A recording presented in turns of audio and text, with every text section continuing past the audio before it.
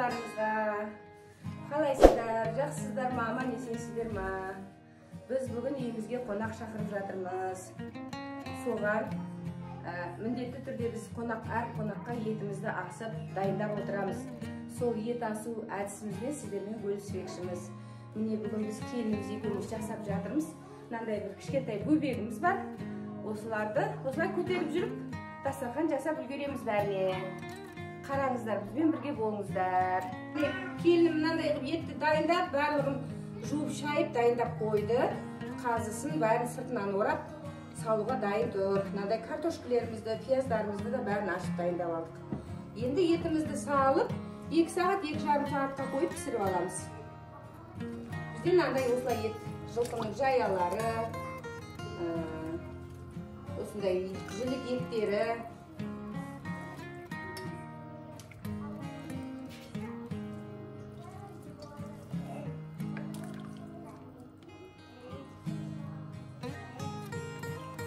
Бәрін салып алды.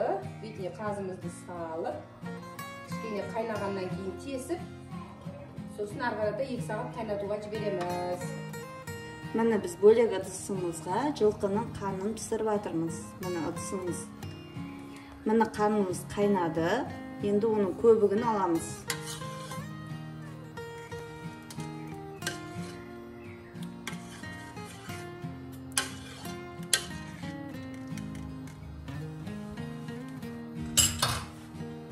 Көбігін алып болдық. Енді бұл ары қарай етіміз піскенше қайнайтын болады. Жұмсақ болып пісу керек.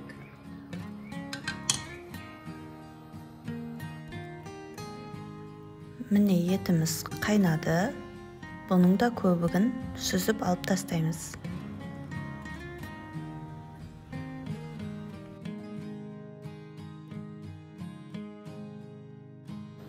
Міне етімізді 2-ке бөліп алдым. 2-ке бөліп пісіретін боламыз. Өйткені етім көп болып кетті, ыдысыма сыймай жатыр.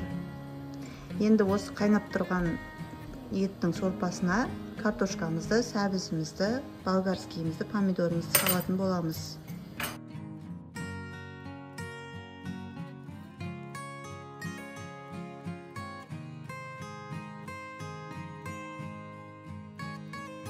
Арғарай қайнатуға жібереміз. Ал енді етіміз пісіп, дайын болам дегенше мен қамыр илеуге кірісемін.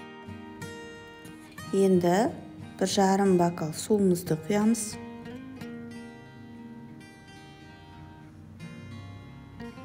Екі жұмыртқамызды саламыз. Енді 1 ас қасық тұзымызды саламыз. Және ұнымызды салып, қамыр илейтін боламыз. Қамырымыз қатылау болғаны жақсы. Жайғанда да әдемі жайылады, дөп-дөңгелек болып жайылады. Және қамырымыз езілмей шығады. Әдемі болып шығуы осы қамырға байланысты. Ал жақсылап қамырымызды илеп алайық. Ар жақта мама бөпе екеуі стол жасап жатыр. Біз бәріміз қонақ келген кезде бір-бірімізге көмектесіп, қонағымызды күтіп шығарып саламыз. Міне қамырымызды енді 1,5 сағатқа июі қанғанша тындырып қоямыз.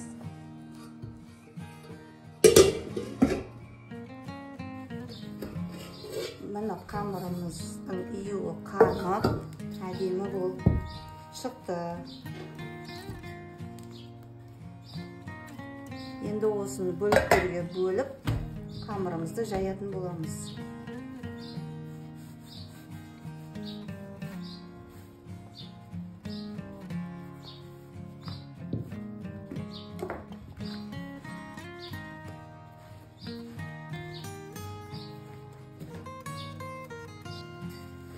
Міне қамырымызды осындай 1/3 суалға бөліп алдық. Енді тағы да 10 минутқа қойып қоямыз. Міне бірдей осындай 3 суаламыз шықты. Енді осыны бір-бірлеп жаятын боламыз. Біздің каналымызға тіркеліп, лайк басып, комментарий жазып кетіңіздер.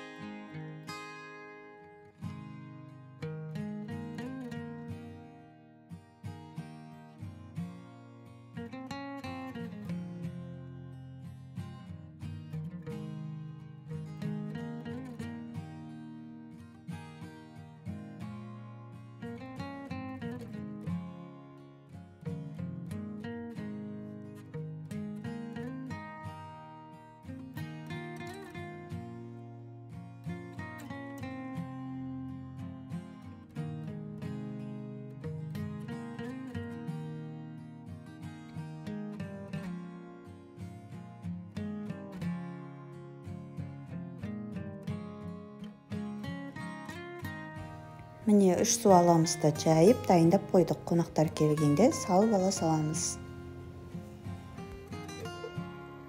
Міне 2,5 сағат уақытымыз өтті. Етіміз әдемі, керемет болып пісті. Енді сүзіп аламыз.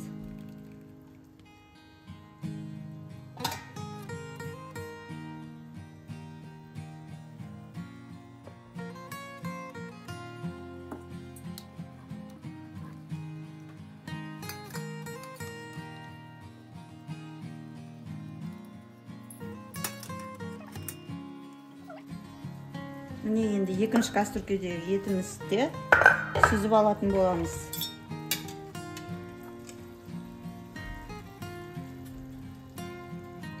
Міне етіміз әдемі, жұмсақ болып пісті. Қонақтарымыз риза болатындай ет болды.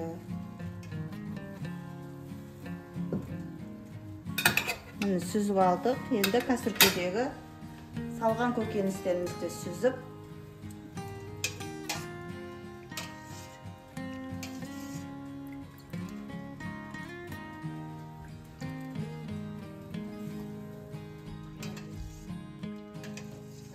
Міне ішінде көкөністерімізді сүзіп аламыз, жақсылап.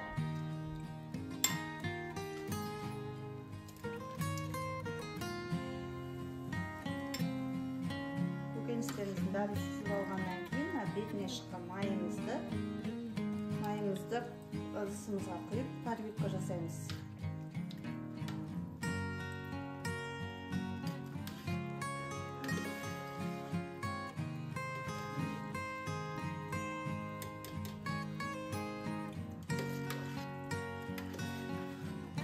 Енді ыдысымызға бетіндегі майын қалқып құйып аламыз.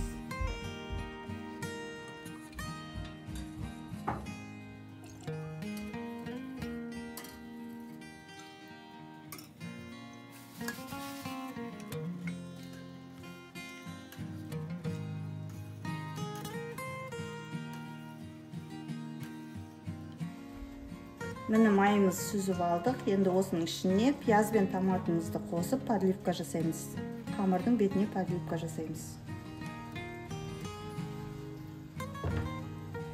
Енді қалған сорпамызды сүзіп басқа ыдысқа құйып аламыз. Сөйтіп ыдысымызды жуып, қайттан қамыр салуға сорпамызды дайындап қоямыз.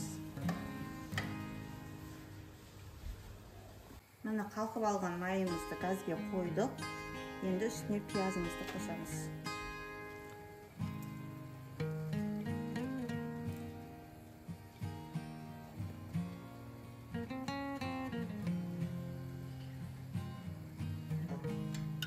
Енді подливкамызға томатымызды қосып араластырамыз.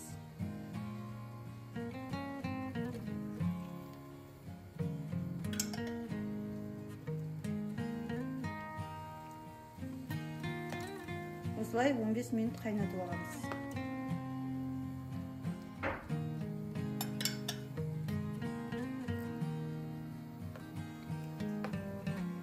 Міне подливкамыз дайын болды. Енді оның үстіне укроп қосамыз.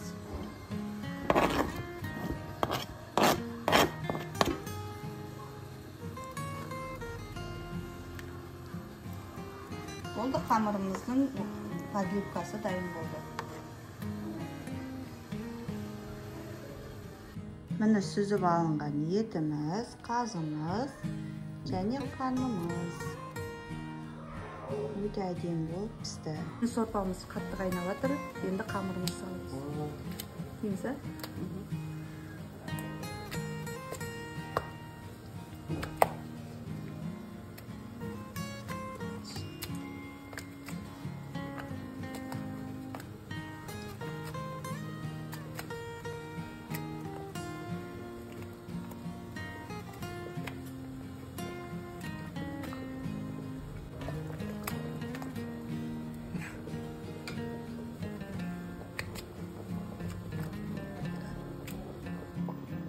Міне қамырымыз қайнады.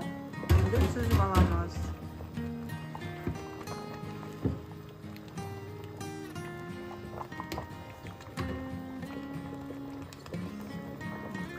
Бір бокал мұздай су құйып жіберсеңіздер, қамырларыңыз әдемі болып шығады.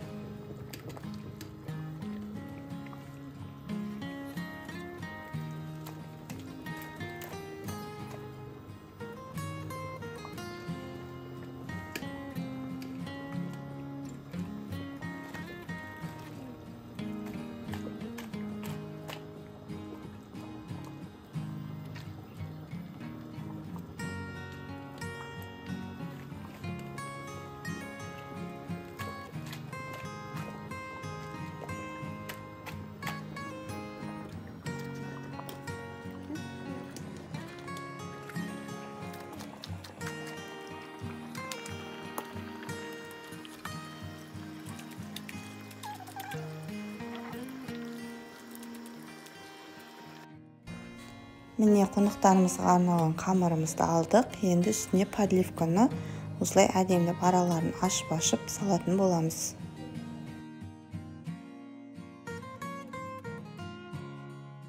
Міне мамам қонақтарға арналған етті формуламен қойып, екі астауымызға бөліп салып жатыр. Қазымызды, қарнымызды барлығын бөліп салып жатыр.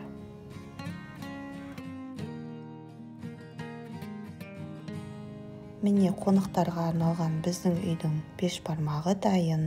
Бізбен болғандарыңызға рахмет. Сіздерге ас болсын.